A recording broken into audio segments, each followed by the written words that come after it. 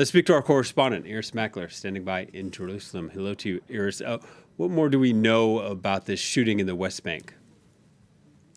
Israeli sources are reporting that these two armed men drove up to the gas station near the settlement of Eli. It's a bit north of Jerusalem and Ramallah. If you were looking at the map, it's kind of parallel to Tel Aviv, but in the occupied West Bank.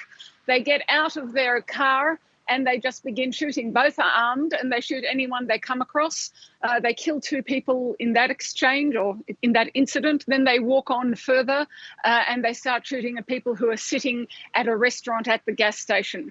8 people were injured in all, 4 of them died. There are reports that one of the gunmen was shot dead at the scene and the other one escaped. There may be 2. I'm not clear on whether there was a driver or not. And the IDF has told Israelis who live in Eli to stay in their homes because it's conducting searches in the area and hopes to find the 1 or 2 attackers. Yeah, and Irris, you've been covering this surge of violence for us this year. Before this shooting, if I'm not mistaken, at least 166 Palestinians have been killed, 21 Israelis. I mean, the context here is very worrying that this is only going to escalate even further.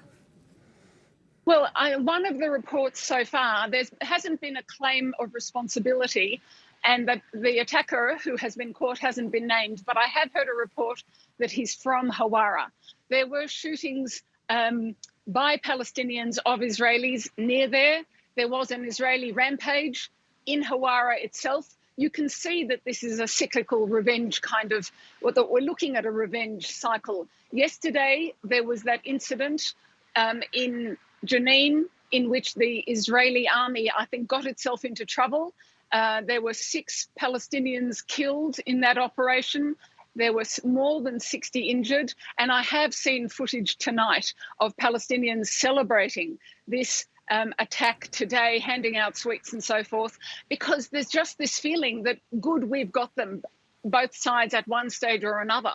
And I think that is part of what we're looking at. And of course, there's a bigger geopolitical problem, which is that nothing gets solved here. And just it marches on at the same pace, it feels, with these cycles of violence up and down. All right, Irris, thank you very much. Irris Makler reporting from Jerusalem.